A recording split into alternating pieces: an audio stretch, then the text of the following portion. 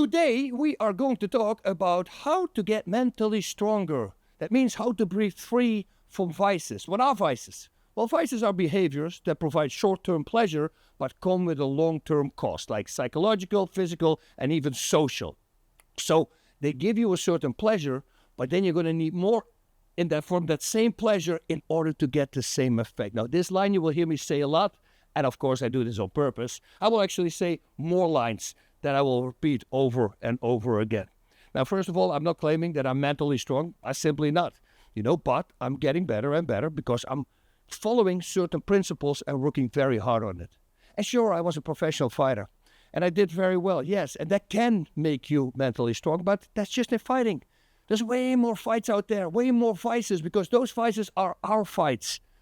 Now, almost nobody is free from weakness, aka vices, because that's what they are, right? A weakness to a certain thing. So, I'm preaching, but I'm still working very hard on practicing. But by doing this and working on it every single day, it has made my life so much better. And that automatically means it's also better for the people around me. Okay, so here we go. I was walking on the beach in the Dominican Republic, and a group of foreigners started laughing after a man around my age said something. I almost want to say old man. It's my age. So they called me over and they said that he wished that he looked like me. And how to do that? I go, I started laughing, of course. I say, you probably should have started sooner. But you know what? It's never too late. He can still make a big difference. He just needs to commit, has to start working out, and he's going to have to eat healthy. And the guy my age goes like, he was not going to do that. But everybody had a great laugh out of it. But then again, that whole situation made me think, you can't have it both. This is something that's going on in the world right now. We all want things, but nobody wants to work for it anymore. We all want a pill, a cheat code. Pills for everything. Blood pressure, heartburn, cholesterol, sleeping, losing weight, freaking emotions, you name it. We are all very weak, and we are trying to avoid stress and conflict at all times, not realizing that the more you avoid conflict, the weaker you get every time you avoid it. It's very simple, but I'm going to talk about that. I'm also going to talk about vices that you probably don't expect and that you had. I mean, I didn't know until somebody pointed it out for me, of course.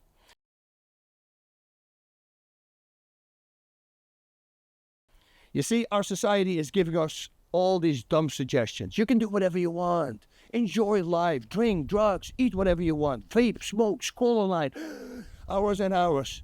We all are being told that it's okay for us to do, but we are feeding our pleasures. And there's that word pleasure again. And we need more of that same pleasure in order to feel better. Oh, you're feeding the machine. We all want to be happy, but we're confusing happiness with pleasure. The path to happiness is like literally doing what I'm going to talk about right now. That leads to happiness. So we are feeding our pleasures, which are most of them vices and addictions. And the more you feed those, here we go again, the more you're going to need those pleasures in order to still work for them. That's how addiction works. I mean, look at the world right now. Just food.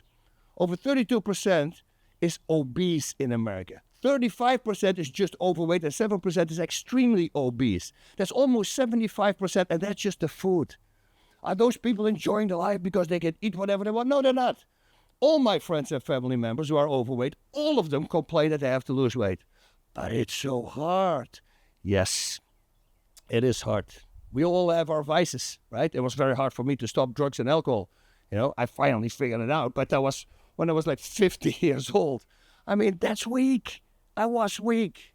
I was only looking for what pleased me. That's being selfish, because everybody around me was affected by it. And why? Because they were worried. I thought that I was doing the damage just to myself. And again, that was selfish, because I was involving my family members and all my friends as well.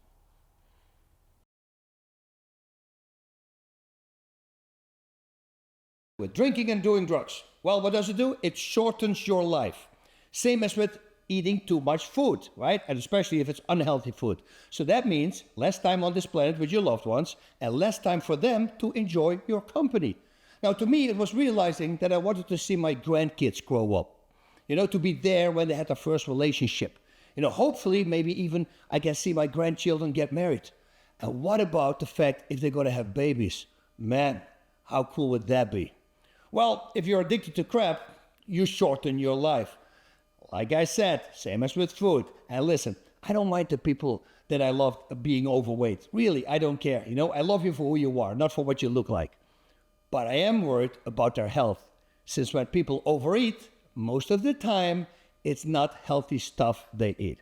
And that means heartburn, cholesterol, blood pressure, sugar, just to name a few, and you're going to have to take medications for that, which is never good. So stop being like me saying, I only do it to myself, I don't hurt others, because you are wrong and you are selfish. And I know this is hard to hear. I didn't like to hear it, but hearing it changed me. It made me finally flip my life around. Okay, so after fighting, I also stopped working out. I started drinking and I started using drugs. And what I would say is, I don't have the time to work out. That was my excuse as well. But at that time, I would get up at 8:30 a.m. every week, every day. So I decided to start making time. And the first thing I did was getting up at 7 a.m. Now, don't go suddenly 2.5 hours earlier than normal, because you want to build up this slowly, of course. And yeah, it's not fun in the beginning, but I needed to change my life around. So you simply suck it up. That's what you do. And you just do it. I also realized that when you do not want to work out, but still do it, I'm not only keep my body in shape, I also made myself mentally stronger, because I pulled through when I didn't want to pull through. Now, I used to speak for like 5 years in a row to like 550 kids at high school who graduated high school and who went to a university or maybe to go to do a job. And my very first question to them was this: by show of hands, how many of you woke up this morning from the alarm, hit the snooze button, 10 minutes later, hit the snooze button, and did that like 5 more times? And you won't believe it. It's crazy. 90% of the hands go up. And I would explain to them. I said, listen, that's the dumbest habit you can have. I mean, that last hour, you didn't really sleep anymore. You fell asleep, woke up, you fell asleep, woke up, you fell asleep. It's a stupid thing to do. The smart thing to do for you would be to tell yourself the day before you go to sleep, first of all, set your alarm 1 hour later, and then you tell yourself tomorrow morning, when the alarm goes, I sit up in bed immediately and I walk out. And listen, whatever you tell yourself to do, you better do it, right? And once you do that, the very first time, yeah, it's going to be hard. Maybe the second, third, fourth, fifth time, but after a week, suddenly it becomes normal. And after 2-3 weeks in, now this is the new normal, and you just broke a really bad habit.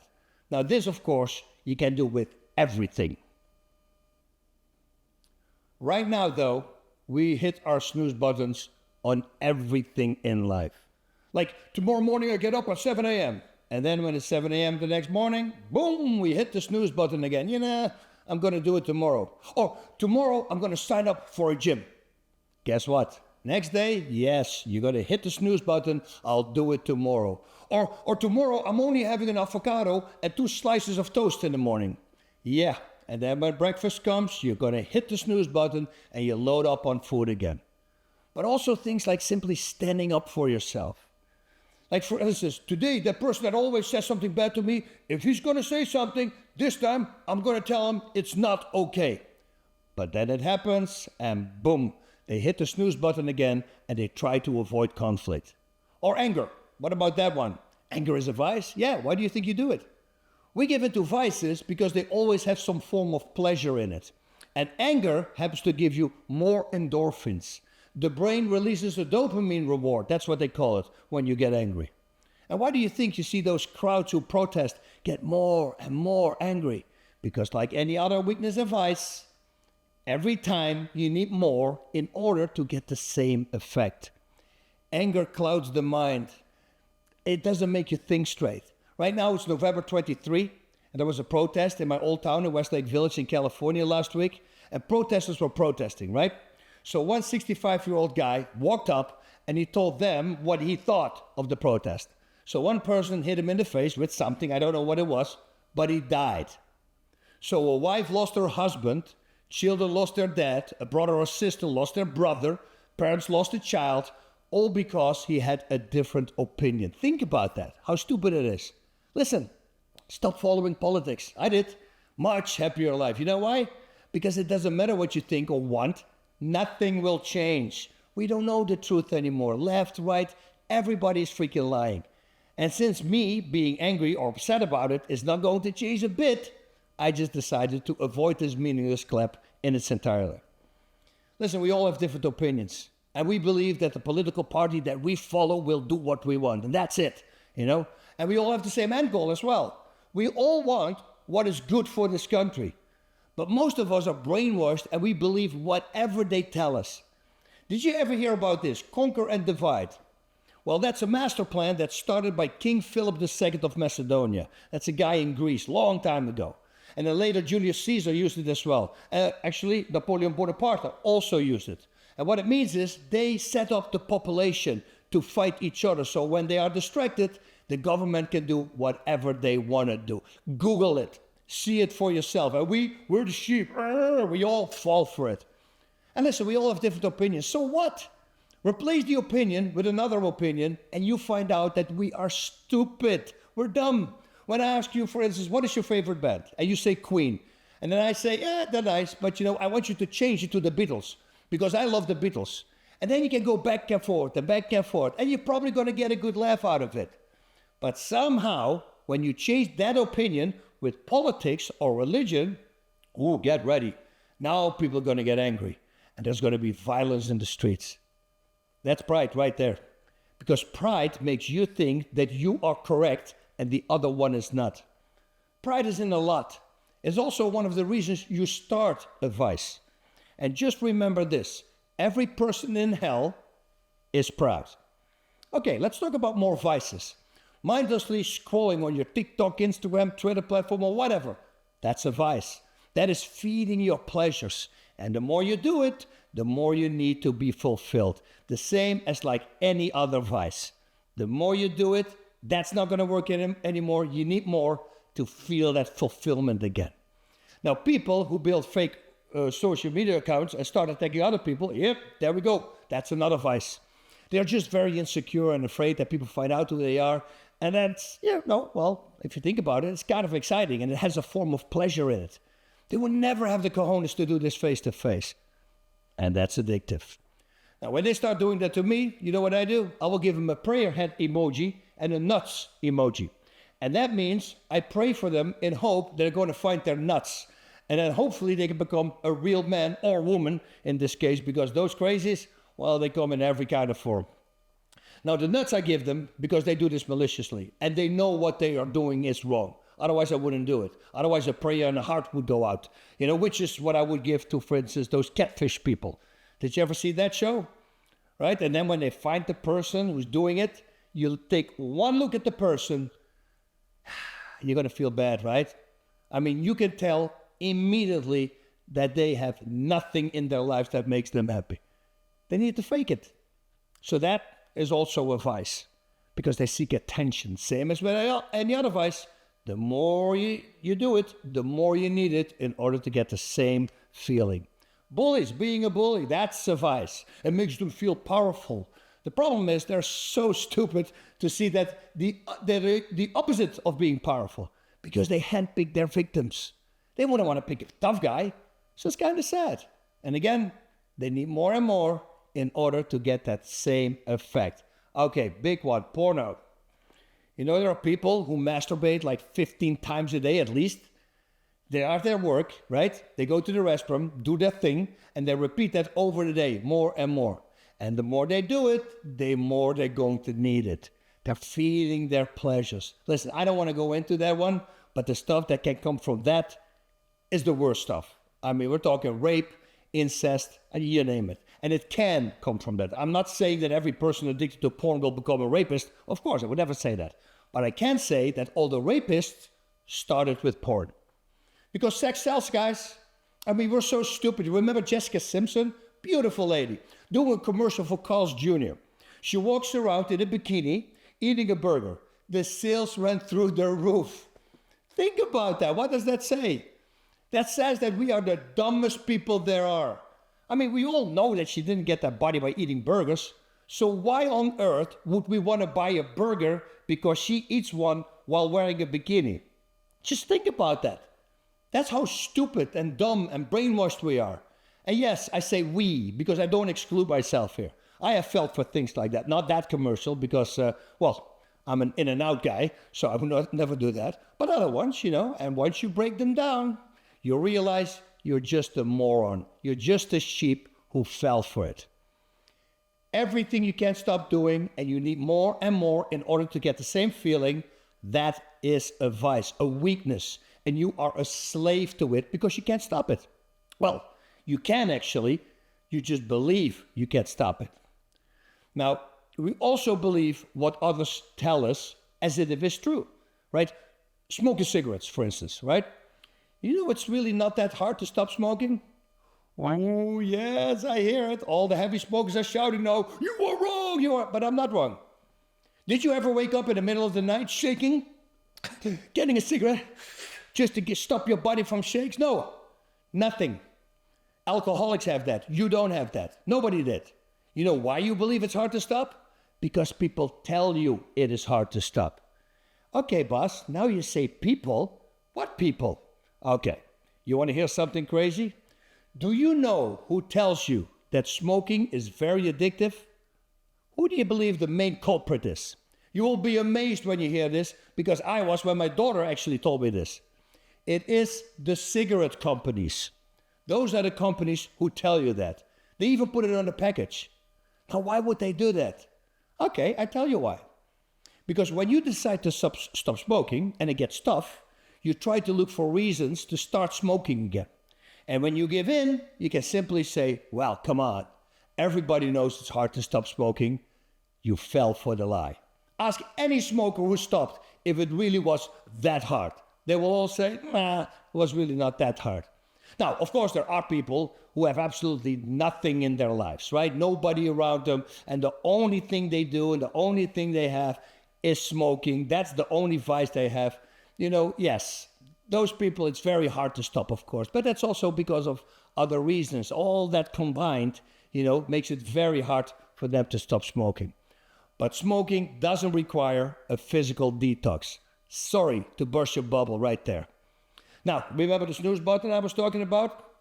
As I said before, right now in this society, we hit that snooze button on all our vices. I have hundreds of times when I would wake up with a hangover and I would say to myself, today I'm not going to drink.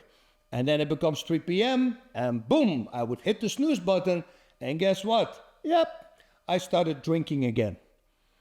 But this way, you will never control it, ever. Not only that, you're getting weaker and weaker every time you hit that snooze button. Because now, hitting that snooze button also becomes normal, just like any other vice. Everything becomes normal. Even a killer will tell you that they probably threw up over the first victim. But once they're at victim number 5, well, it's normal. Why do you think most of them get caught? It's because it becomes normal to them and they start making mistakes. That's the only reason that they get caught. And of course, I'm talking about serial killers, because for them, it's an obsession. But for a hitman, of course, that's different, They do it for money. They have no emotions. Therefore, they're much harder to catch, because when they do get caught, well, they lose their jobs. So they make sure that they don't leave any traces behind them. Again, for them, it's not an emotional thing. It's just business. Okay, the next one. This one helped me a lot as well. The first person in the world you should never let down or lie to is you. Yourself. Yeah, I did this really well in fighting. I would tell myself, for instance, in the morning, today after a workout, I'm going to do 6 5-minute rounds on the bag. And boy, I better did it, because if I would not do it and I would be home, I would get anxious, couldn't stand myself, then I let myself down, and then around 10 p.m. at night, I would jump in the car, go to the gym, and I would do 12 rounds. I would punish myself doing a double, so I wouldn't do it anymore. So later in life, with all my vices that popped up, I realized, wait a minute, I always used to do that in fighting. So I thought, you know what? I'm going to use the same concept to clean up my life. Whatever I tell myself in the morning I'm going to do, or not to do, I better do what I said, because otherwise I would add a penalty to it. And please, trust me, tell yourself, when you do not do the things that you said you were going to do, tell yourself you are a giant sissy, you are weak. Because saying that to myself really helped me. So hopefully it's helping you as well. And this is hard for about maximum a month because your mind and body get used to this really fast. But once it's a new habit, now it's all about keeping that habit and not breaking the habit. Because as easy as it was to break the habit, that's how easy it is to start and fall back in your own routine. Now, we also try to find reasons as well. So let's say I told myself I was going to do 8 5-minute rounds today. Just that, right? If I would feel a little bit bad and I didn't want to do it, then I just started being honest to myself. Am I using this as an excuse to not train?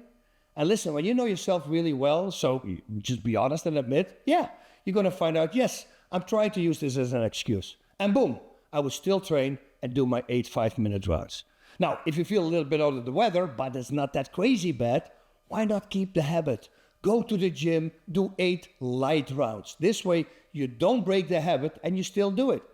Plus, again, like I said before, every time you overcome a situation like that, you get mentally stronger as well. And this is the biggest thing ever. You can do this with everything. All these examples that I just gave from all these different vices, and those are just the tip of the iceberg, but you can do it to all these vices. Now, because we all have a bunch of vices, I would say start with one at a time. Pick the biggest one first. For me, that was alcohol, because I knew that was the gateway drug. I mean, the times I did drugs sober, I can count on one hand. It's always alcohol that blurs your vision and lets you make those mistakes. So I stopped the alcohol first, and then automatically, that took care of my drug problem as well. Oh, okay. And then I started working on other vices.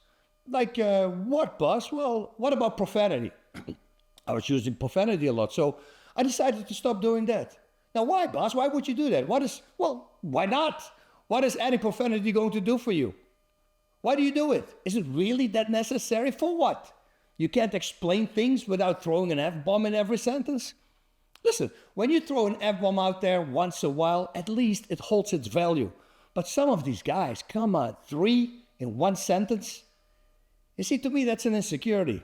You're trying to tell me that you're cool by doing that. But what's cool about it? Explain that to me. So, because I could not find any reason for it to be cool, I told myself, you know what? I'm just going to stop profanity. And I was using a lot of profanity. I was also insecure, and now I almost never use it anymore. Sometimes when I quote a movie or something. Am I offended when people do it? Of course not.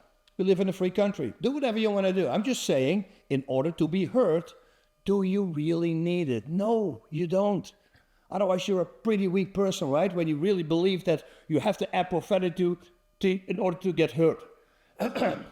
Now, we also like to come up with reasons why our vice is the hardest vice and the most difficult one to stop. Like with alcohol, for instance. All these hardcore alcoholics, they will say, I have the gene. It's too hard for me. Listen, I have a super addictive personality. If one is good, 5 will be better. That was me. So I wanted to say exactly what you just said. But truth is, I didn't have the willpower. It's all about willpower. Every alcoholic who stopped drinking, even the extreme ones, they all did it eventually with willpower. Sure, some had help and went to a detox center, but that's not the test. The real test is when you come out of there, and eventually it is willpower that will do it for you.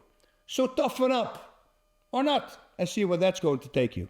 As long as you don't have loved ones around you who care about you, you can try that. Because otherwise, when you do have loved ones around you, well, here I go again. You are a selfish person who doesn't care about the feelings of your loved ones. Yep, again, that's hard to hear, right? Yeah, so you better get it in your head. It was really good for me to hear, actually. So, one vice at a time. Let's go over mine. You know, I used to take pills for cholesterol. I was taking statins as well. I was taking pills for blood pressure and for sleeping. All that crap. Then I was eating bad, and I decided to not work out anymore. So once I started implementing all these rules, cleaned up my life and tried to be healthy, body and mind, I also started working out again. And then I started eating clean. And right now, I can say that I take 0 medications. Weird, right? It is as if we are designed to fix ourselves. Ooh. And the only thing we need to do is to be good for our body and mind, and then your life will flourish, I'm telling you. Okay, so how are you going to stop drinking? Well, you're going to have to stop cold turkey. That's something you can't wean off. It's the same as with painkillers. That's another addiction that I had, OxyContin. And with other drugs as well. You know, cold turkey is always the best way, since when you just decide to drink 3 drinks a day, first of all, it's not going to do anything for you anymore. But you know as well as I do that if anything bad comes to you your way, like anything negative, you're going to use that in order to start drinking more again.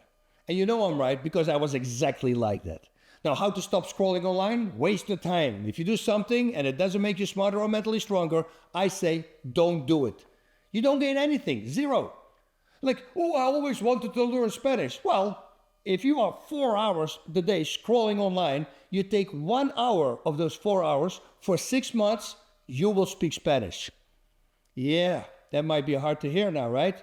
Because now you know you could have learned another language.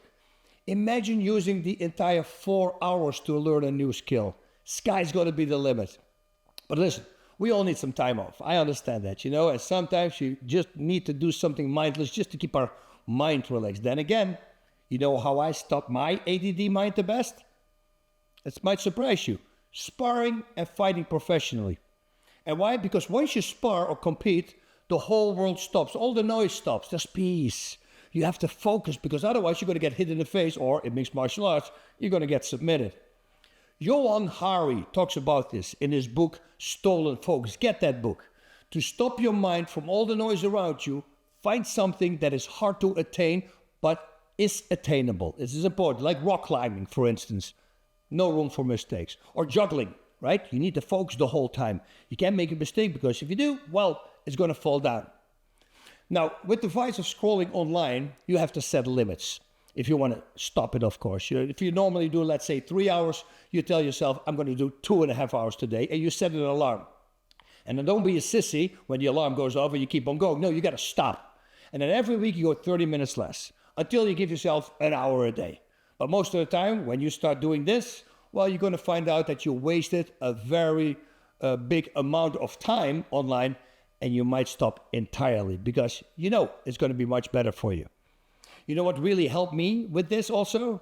Exodus 90. Exodus 90 is a program that you do in January. It's a Catholic program where you, for 90 days, you can't do a lot. I mean, you can eat only 3 meals a day. You have 2 fasting days. Then you have to work out every day. You can only take cold showers. You can't watch TV. You can't go online. You can't be on your phone. The only time you can use the phone or the internet is for your job.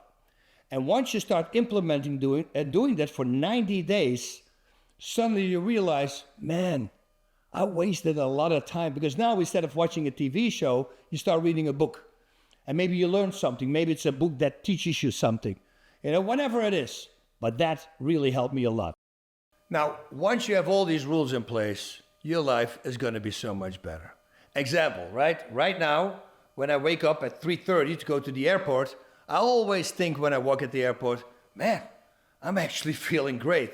And I always think about the times that I walked around there, not that I didn't sleep, had a hangover from drugs and alcohol, like a freaking zombie. I would walk at the airport.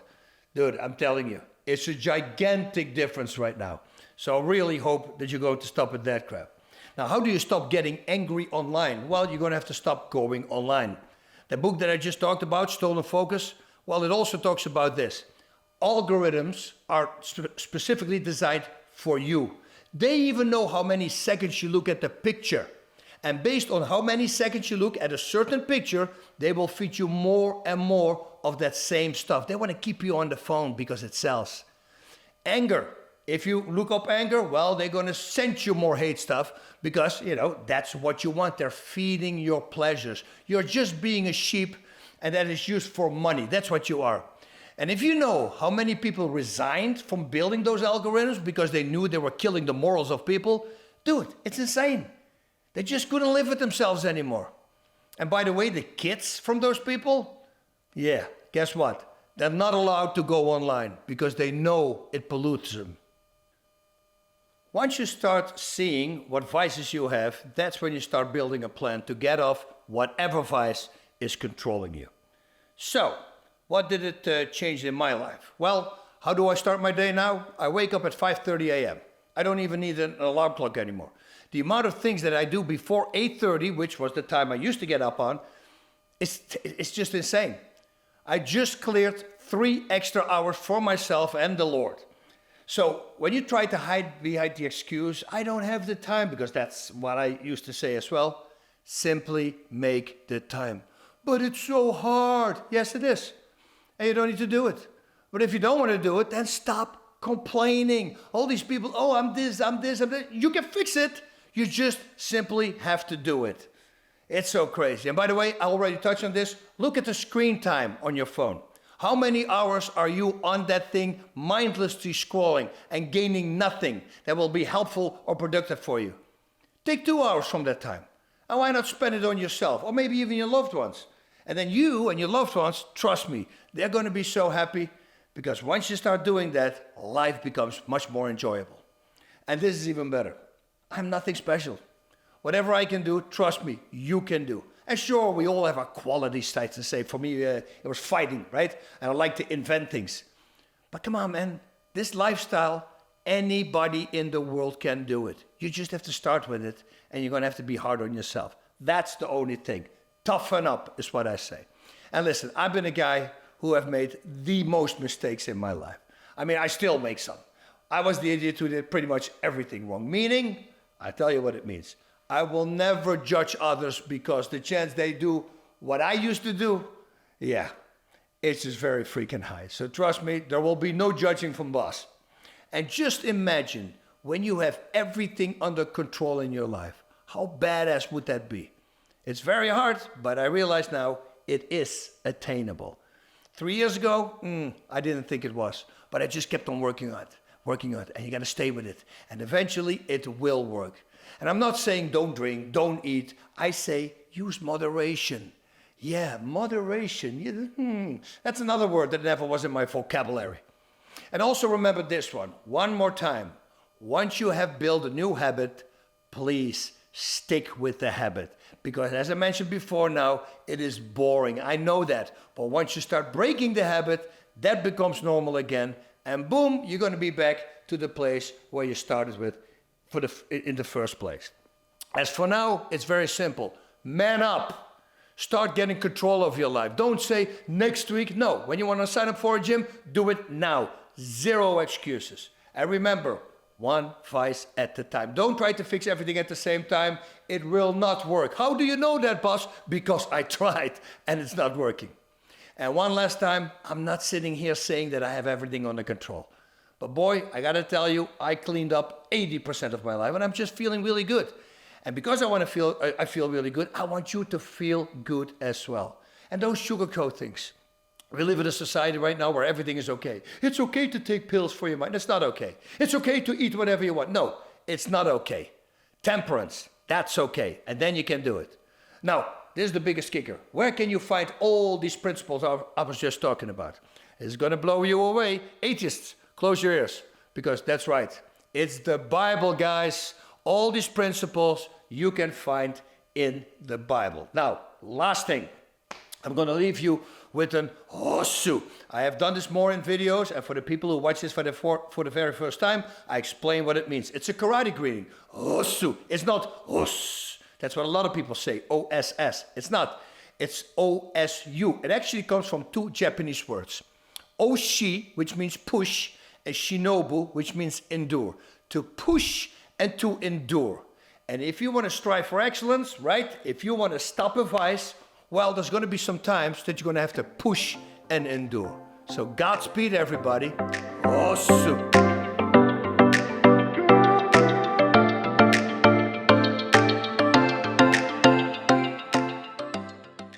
Two fighters facing each other, and they're equally skilled.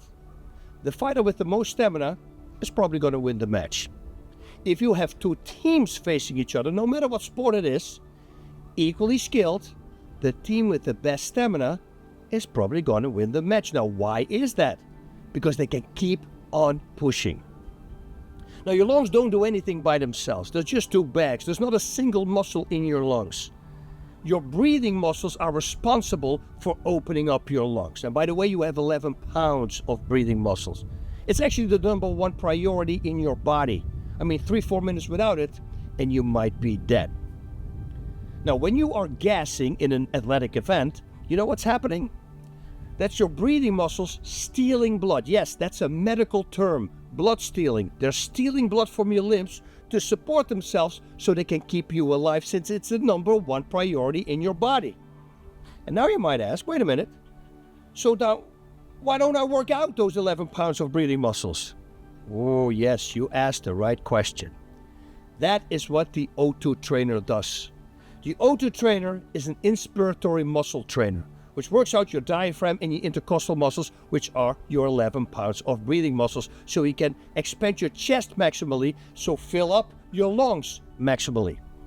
If you want to know more about breathing, go to o2trainer.com. And if you want to know everything about breathing, go to breathingforwarriors.com. Dr. Belisa Vranich, a world-renowned breathing expert, and myself, we shot a 3-hour course, and we go into every little detail that you need to know about breathing. Godspeed, and breathe on.